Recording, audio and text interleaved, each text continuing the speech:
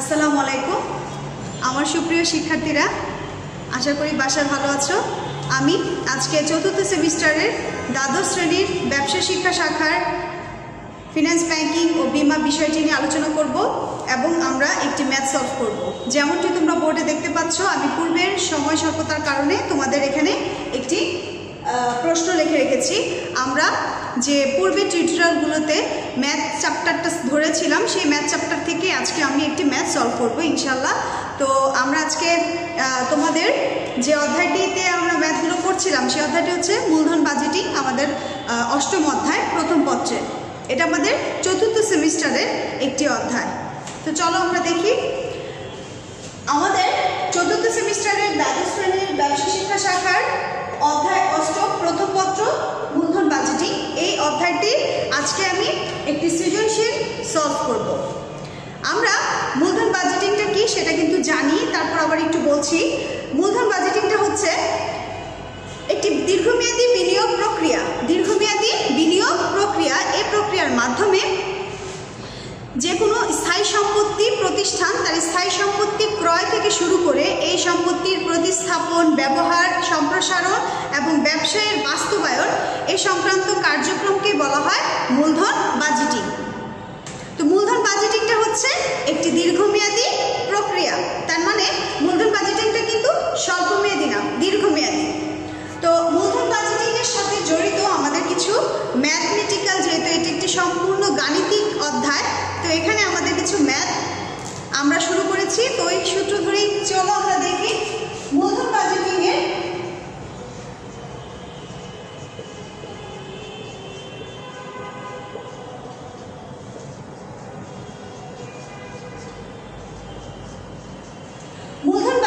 যে ম্যাথটা আমরা করব সেটা দুটি পদ্ধতিতে করব। তার মানে মূলধন বাজেটিংয়ের দুটি পদ্ধতি রয়েছে, একটা হচ্ছে সনাতন, আরেকটি হচ্ছে বাট্টাকৃত। সনাতন পদ্ধতিটা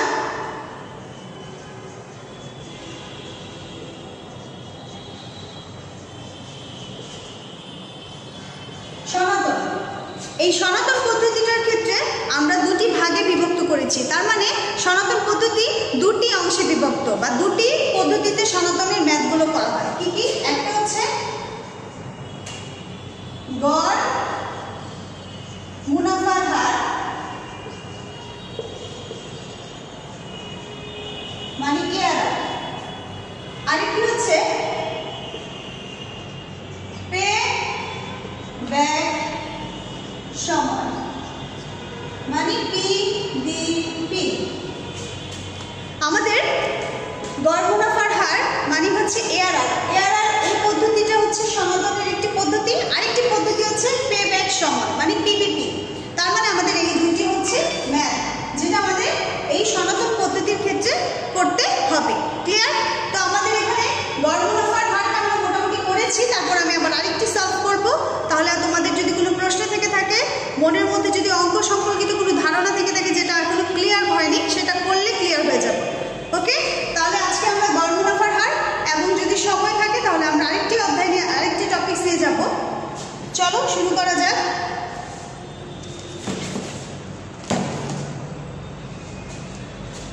আমরা তোমাদের বোর্ডে একটি লিখে রেখেছি, কিছু দেখতে পাচ্ছ তোমরা। এখানে আমি একটি বোর্ডে প্রশ্ন লিখে রেখেছি, সেটা আমাদের খালিকুজ্জামান বইয়ের, পেজ নাম্বার হচ্ছে 730। আমাদের খালিকুজ্জামান বইয়ের, আমরা এই বইটি ফলো করছি। আমাদের খালিকুজ্জামান বইয়ের এই যে ফিনান্স ব্যাংকিংয়ের এই বইটি, ফিনান্স ব্যাংকিংয়ের এই বইটি আমরা খালিকুজ্জামানের সেই বইটি থেকে পেজ নাম্বার হচ্ছে 730। পেজ হচ্ছে কত? পেজ হচ্ছে 730। পেজ হচ্ছে 730। এই পেজের উদাহরণ 16। এটি একটি বোর্ডেও এসেছে। কোন বোর্ডে? দেখো লিখে রেখেছি, সিলেট বোর্ড। সিলেট বোর্ড 2016 সালে এই প্রশ্নটি এসেছে। 2016 সালেও এই বোর্ডে এই প্রশ্নটি এসেছে। অঙ্কটা আমরা একটু দেখি। XYZ কোম্পানি 7 লাখ টাকা মূল্যের একটি মেশিন ক্রয়ের বিষয় বিবেচনা করছে। কোম্পানির মূলধন ব্যয় 10% এবং কর্পোরেট কর হার, প্রতিষ্ঠানের কর্পোরেট কর হার 40%, এবং বলেছে মেশিনটির ব্যবহারের মাধ্যমে আগামী 5 বছরের নিম্নলিখিত কর পূর্ববর্তী নগদ প্রবাহ দেওয়া আছে। কর পূর্ববর্তী বলেছে। তার মানে এখানে কর পূর্ববর্তী নগদ প্রবাহ আমাদের এগুলো দেওয়া আছে।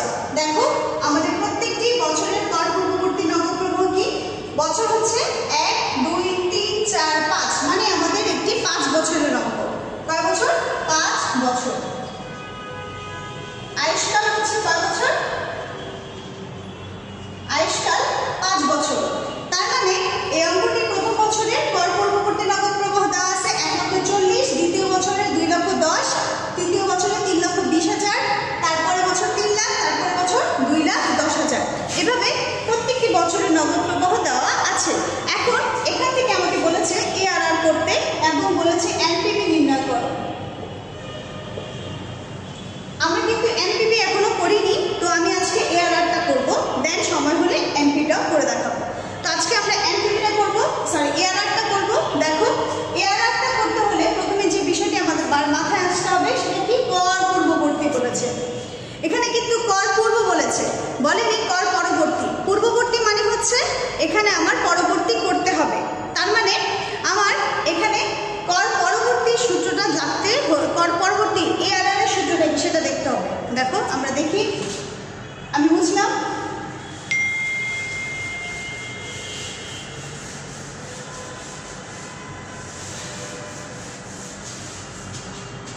আমরা জানি, দেখো সমাধান করছি।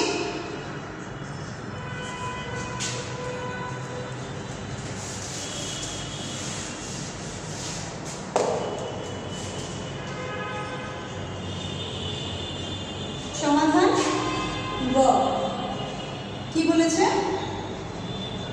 গড় মুনাফার হার এআরআর নির্ণয় করা হলো। এআরআর নির্ণয় করা হলো। গ এআরআর নির্ণয় করা হলো। তাহলে এআরআর এর সূত্রটা কি আমরা একটু লিখি। আমরা জানি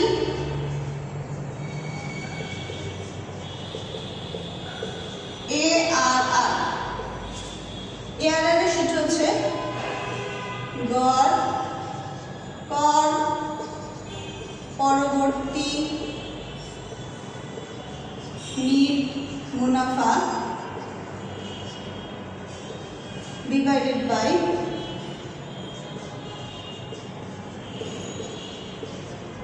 গড় বিনিয়োগ ইনটু 100। দেখো আমরা বোর্ডের সূত্রটা লিখে দিয়েছি। এআরআর এর সূত্রটা আমরা জানি, তারপর আবার আমি লিখে দিচ্ছি। সেটা কি? গড় কর পরবর্তী নিট মুনাফা ডিভাইডেড বাই গড় বিনিয়োগ ইনটু 100। ক্লিয়ার? বিষয়টি কিন্তু গড় কর পরবর্তী নিট মুনাফা বলেছে। আবার লক্ষ্য করে দেখো, গড় কর পরবর্তী, পূর্ববর্তী না।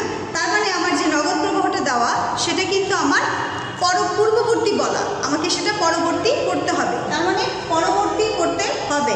কিভাবে? আমার ফার্স্টে বাদ দিতে হবে অবচয়, তারপর বাদ দিতে হবে কর। তার মানে আমাকে এখানে দুটি বিষয় বাদ দিতে হবে। প্রথমে বাদ দিব অবচয়, দেন বাদ দিব কর। তাহলে আমার অবচয়টা কিভাবে বের করব? এটা হচ্ছে আমাদের সূত্র। সূত্র 1 আমি এটা লিখেছি, তারপর আবার লিখছি। বার্ষিক অবচয়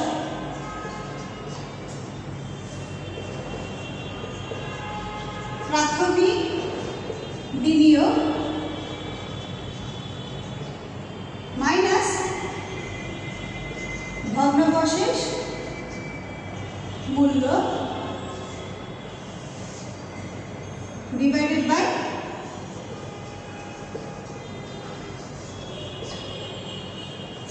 আয়ুষ্কাল। আমার বার্ষিক অবচয় বের করার সূত্রটা কি? এটা হচ্ছে সূত্র নাম্বার 2। দেখো এটা হচ্ছে সূত্র 2। আমাদের সূত্র 2 বার্ষিক অবচয়। আমাদের বছরে একটি অবচয় যেটা সরলরৈখিক পদ্ধতিতে বের করতে হয়, আর সেই অবচয়টি বের করার সূত্রটি হচ্ছে প্রাথমিক বিনিয়োগ মাইনাস ভগ্নাবশেষ মূল্য ডিভাইডেড বাই আয়ুষ্কাল। আবার বলছি, তো প্রাথমিক বিনিয়োগটা কি? প্রাথমিক বিনিয়োগ হচ্ছে কোনো ব্যবসায় প্রকল্পে শুরুর দিকে যে বিনিয়োগটা করা হয়, যেটা আমরা জানি। তারপর আমি লিখে দিচ্ছি এখানে প্রাথমিক বিনিয়োগ।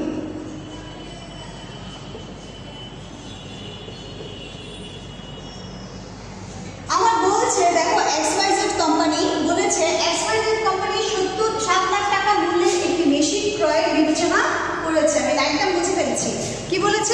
যে 7 লাখ টাকা দামের একটা মেশিন সে ক্রয় করার চিন্তা ভাবনা করছে। তার মানে সে শুরুতেই বিনিয়োগ করতে চাচ্ছে একটা মেশিন কেনার মাধ্যমে। তার মানে তার প্রাথমিক বিনিয়োগ হচ্ছে 7 লাখ।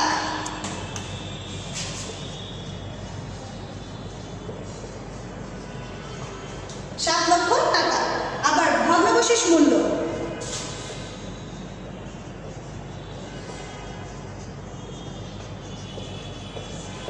ভগ্নাবশেষ মূল্য সম্পর্কে কিন্তু প্রশ্নে কিছু বলা নেই, আমরা মুছে ফেলেছি। ভগ্নাবশেষ মূল্য সম্পর্কে প্রশ্নে কিছু বলা নেই। দেখো প্রশ্নে বলেছে মেশিনটি ক্রয় করার চিন্তা করছে 7 লাখ টাকা দিয়ে, মেশিনটির মূলধন ব্যয় 10% এবং কর্পোরেট কর হার 40%, মেশিনটি ব্যবহারের মাধ্যমে আগামী 5 বছর নিম্নলিখিত কর পূর্ববর্তী নগদ প্রবাহ এরকম দেওয়া আছে, কিন্তু কোথাও ভগ্নাবশেষ মূল্যের কথা বলা নেই। তার মানে ভগ্নাবশেষ মূল্য নেই, তার মানে এটা হবে 0। আর আয়ুষ্কাল,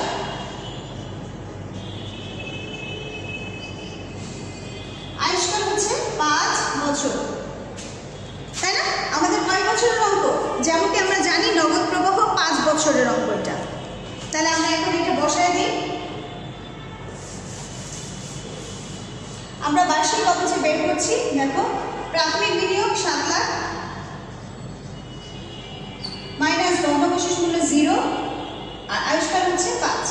তার মানে 7 লাখ টাকাকে আমি 5 দিয়ে ভাগ দিলে আমার আসবে কত? 1,40,000।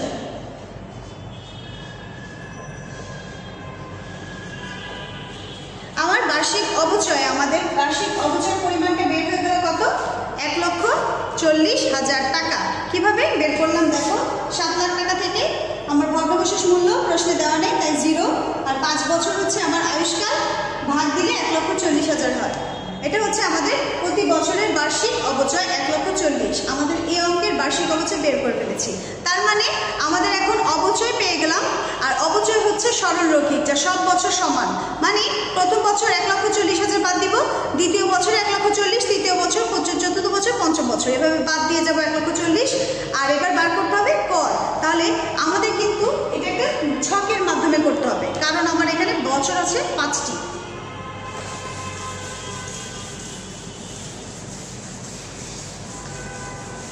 তাহলে আমরা করি, দেখো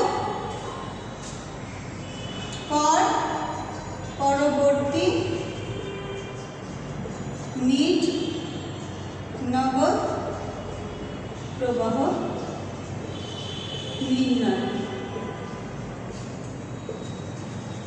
এই কর পরবর্তী নিট নগদ প্রবাহ নির্ণয় করতে হবে কিভাবে আমি একটু দেখাচ্ছি।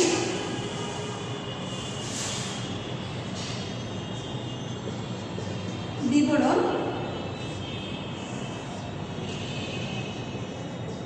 বছর 1,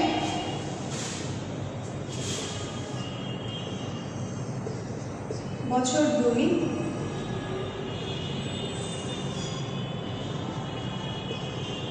বছর 3, বছর 4,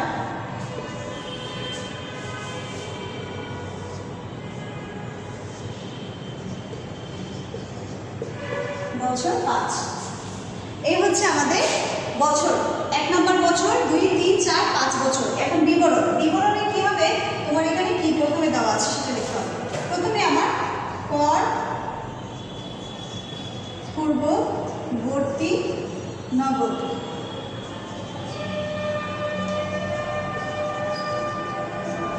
প্রথমে আমার কর পূর্ববর্তী নগদ প্রবাহ যেটা প্রশ্নে দেওয়া আছে সেটা কত? প্রথম বছর দেওয়া আছে 1,40,000। বইটা নিয়ে বসতে হবে। আমরা কিন্তু ম্যাথ সলভ করছি, ম্যাথ কিন্তু বই ছাড়া হবে না। তো আমরা আবার বলছি, আমার প্রিয় শিক্ষার্থীদের একটা কথা বারবার বলছি, তোমরা কিন্তু বই নিয়ে তারপর অঙ্কগুলো নিয়ে বসবে, তাছাড়া কিন্তু অঙ্কগুলো তোমরা সলভ করতে পারবে না, ঠিক আছে? আর টেক্সট বই নিয়ে বসবে, সেটা কালিকুজ্জামানের। আচ্ছা, তো প্রথম বছরের নগদ প্রবাহ দেওয়া আছে 1,40,000।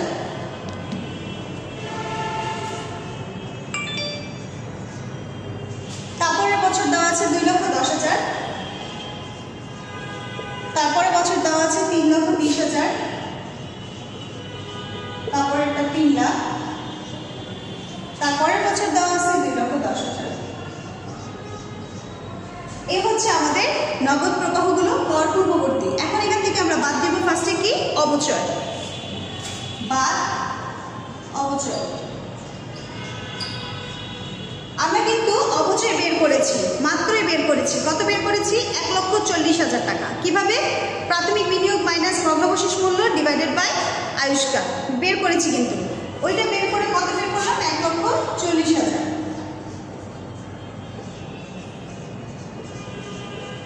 আর অবচয় যেটা বার্ষিক সেটা সবসময় সে একরকমই থাকবে, মানে প্রত্যেক বছর 1,40,000 টাকাই বাদ দিতে হবে।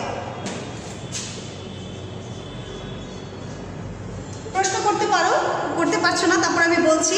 অবচয়টা হচ্ছে সরলরৈখিক পদ্ধতিতে ধার্য করা হয়, যার সরলরৈখিকের সংজ্ঞাটা হচ্ছে যে প্রত্যেক বছর সেম থাকবে।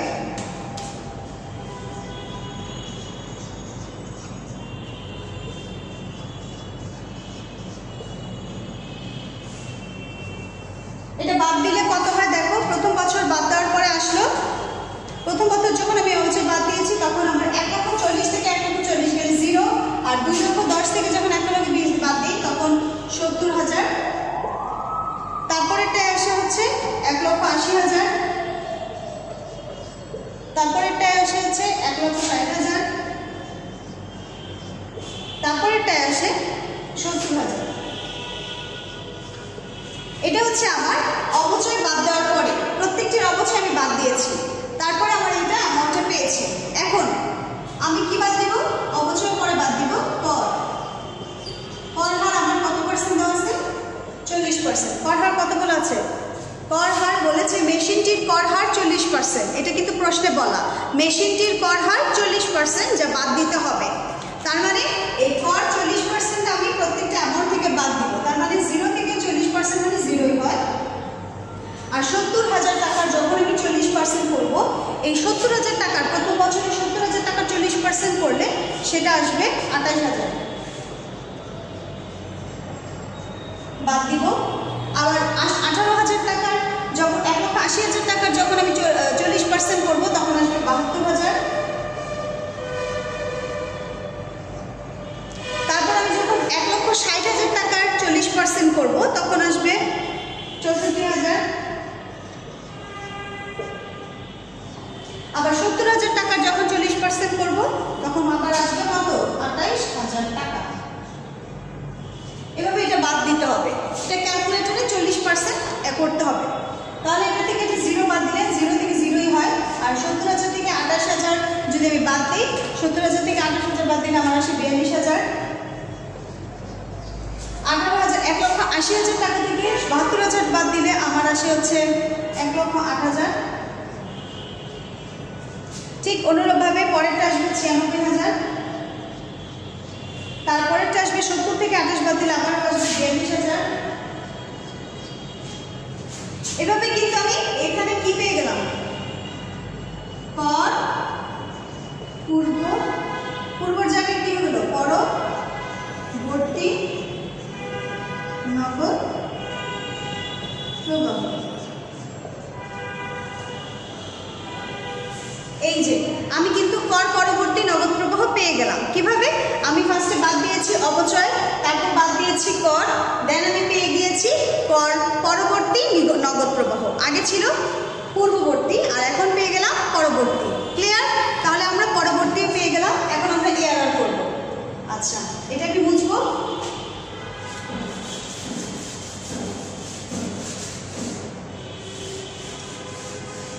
দেখো আমাদের এটা কিন্তু প্রত্যেকটির আমার সূত্রটা জানতে হবে। সেটা কি? আমাদের এখানে কিন্তু গড় কর পরবর্তী নগদ প্রবাহ। আমাদের কিন্তু এটা কর পরবর্তী দেওয়া আছে সবগুলোর, কিন্তু এখানে প্রত্যেকটি বছর আলাদা আলাদা করে দেওয়া। এটাকে আমাকে গড় করতে হবে। কিভাবে? দেখো প্রত্যেকটি বছরকে আমি যোগ দিব, প্রত্যেকটি বছরের নগদ প্রবাহকে কর পরবর্তী নগদ প্রবাহকে যোগ দিব, অত বছর দিয়ে একত্রে ভাগ দিব। তার মানে যত বছর আছে শত বছর দিয়ে ভাগ দিতে হবে। কয়টি বছর? 5 বছর, 5 বছর দিয়ে ভাগ। তার মানে 0, দ্বিতীয় বছর হচ্ছে 42,000, তৃতীয় বছর হচ্ছে 1,08,000,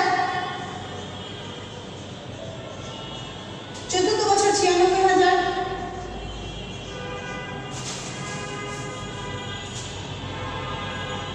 তারপরে বছর হচ্ছে পঞ্চম বছর 42,000।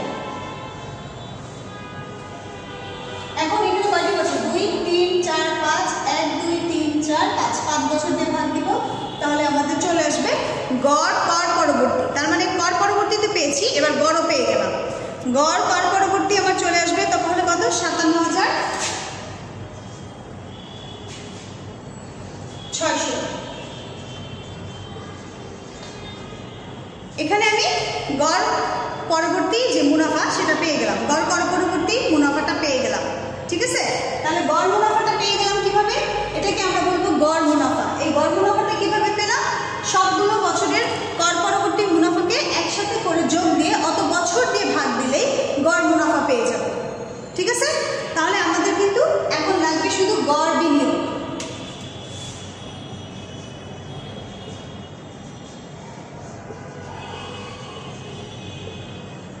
গড় বিনিয়োগ, গড় বিনিয়োগ কিভাবে বের করতে হয় সেটাও কিন্তু আমরা জানি, আবারও দেখাচ্ছি।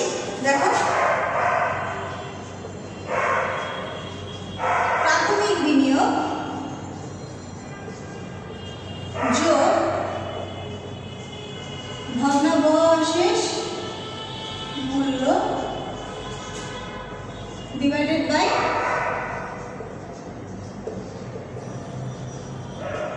আয়ুষ্কাল। এখানে প্রাথমিক বিনিয়োগকে ভগ্নাবশেষ মূল্য দিয়ে ভাগ দিয়েছি আর আয়ুষ্কাল দিয়ে গুণ দিয়েছি। এটা হচ্ছে সূত্র, এটা হচ্ছে সূত্র নাম্বার 3। এটা সূত্র নাম্বার 3, একটু খেয়াল করে দেখো, এটা সূত্র নাম্বার 3। কিভাবে বের করেছে দেখো, প্রাথমিক বিনিয়োগ যোগ ভগ্নাবশেষ মূল্য ডিভাইডেড বাই আয়ুষ্কাল। আর এই সূত্রটি আমরা অ্যাপ্লাই করব কখন? যখন আমাদের গড় বিনিয়োগ বের করতে হবে। গড় বিনিয়োগকে বের করার জন্য এই সূত্রটি লাগবে। তাহলে গড় বিনিয়োগ আমাদের কত? প্রাথমিক বিনিয়োগ হচ্ছে কত? 7 লক্ষ টাকা। ভগ্নাবশেষ মূল্য আমাদের প্রশ্নে দেওয়া নাই, সেজন্য 0, আর আয়ুষ্কাল হচ্ছে 5। তার মানে আমাদের কত আসে? গড় বিনিয়োগ আমরা এখানে 5 না, আয়ুষ্কাল না, এটা হচ্ছে 2। এটা 2। গড় বিনিয়োগকে সূত্রটা একটু আয়ুষ্কাল দিয়ে ভাগ দিব না, সেটা ভাগ হবে 2 দিয়ে। গড় বিনিয়োগের সূত্রটা কত দিয়ে ভাগ হবে? 2 দিয়ে। আবার বলছি, প্রাথমিক বিনিয়োগ যোগ ভগ্নাবশেষ মূল্য ডিভাইডেড বাই 2। আবার বলছি, প্রাথমিক বিনিয়োগ যোগ ভগ্নাবশেষ মূল্য ডিভাইডেড বাই 2। এই 2 দিয়ে ভাগ দিলে আমাদের গড় বিনিয়োগ আসবে কত? 70,000 যোগ ভগ্নাবশেষ মূল্য নেই, তারপরে যোগ দিয়েছি ডিভাইডেড বাই 2। এটা করলে কত আসে দেখো? 3,50,000 টাকা। এই হচ্ছে আমাদের গড় বিনিয়োগ বের হয়ে গেল। এখন আমরা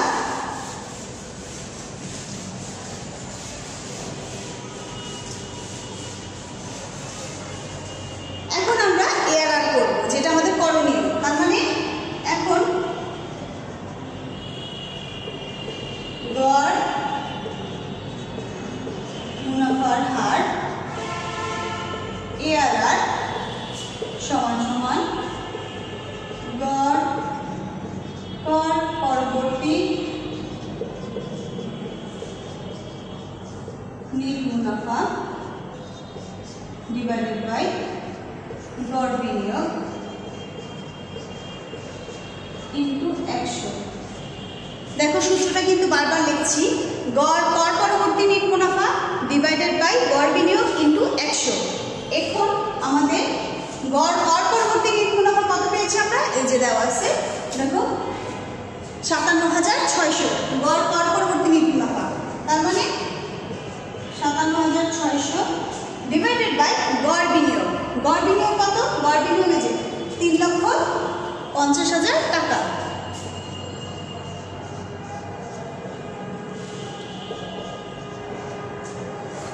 তাহলে আমাদের চলে আসে এটার গড় আয়ের হার, গড় মুনাফার হার। তাহলে গড় মুনাফার হার কত পার্সেন্ট আসে দেখো? 16.46%। আমাদের এআরআর কিন্তু বের হয়ে গেল কত পার্সেন্ট? 16.46%। তার মানে আমরা কিন্তু গড় বিনিয়োগ থেকে গড় মুনাফা, গড় পরবর্তী নিট মুনাফাকে যখন ভাগ দিব, আমরা এআরআর মানে গড় মুনাফার হার এটা পেয়ে যাব।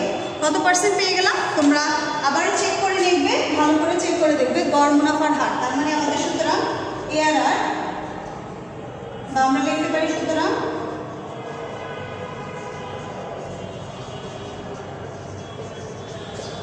গড় মুনাফার হার মানে ARR বের হয়ে গেল 16.46%।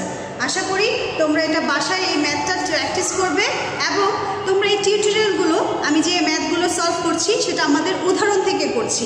সো উদাহরণটা তোমরা বাসায় দেখলে আরও ক্লিয়ার হয়ে যাবে। আমার টিউটোরিয়ালটার পাশাপাশি উদাহরণটাও দেখবে এবং ম্যাথগুলো প্র্যাকটিস করবে, তাহলে তোমাদের অঙ্কটা সহজ লাগবে। আর আদারওয়াইজ কিন্তু অঙ্ক না করলে দূর থেকে ভয় লাগবে। ক্লিয়ার? তার জন্য বলবো বাসায় অঙ্কটা বইটা নিয়ে উদাহরণটা নিবে এবং আমার টিউটোরিয়ালটাও অন করবে, সাথে দেখবে, দুইটা মিলেবে, দেখবে একদম ইজি লাগতেছে, কঠিন লাগবে না। আর আমি যদি তোমাদের অনলাইনে তোমাদের মেসেঞ্জারের সাথে তোমরা আমাকে যে কোনো ধরনের প্রশ্ন করতে পারো, আমি ইনশাল্লাহ সলভ করবো এবং আমার নাম্বার দেওয়া আছে, তোমরা ফোন দিয়ে আমাকে জিজ্ঞেস করতে পারো। যে কোনো ধরনের সমস্যা আমাকে জিজ্ঞেস করবে। তো এই ধরনের অঙ্ক আমরা আশা করি বাসায় সলভ করবো এবং আমি একটি অঙ্ক দিচ্ছি তোমাদের, আশা করি তোমরা বাসায় করবে। সেটা হচ্ছে আমাদের উদাহরণ 18 এর পরের অঙ্কটাই উদাহরণ 16, 17।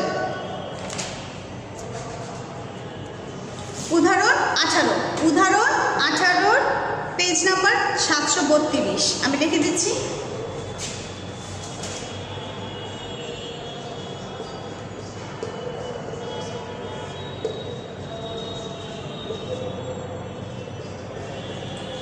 উদাহরণ 18 পেজ নাম্বার 732। এটি একটি বোর্ডে আসছে, সেটা হচ্ছে বরিশাল বোর্ড 2017 সাল।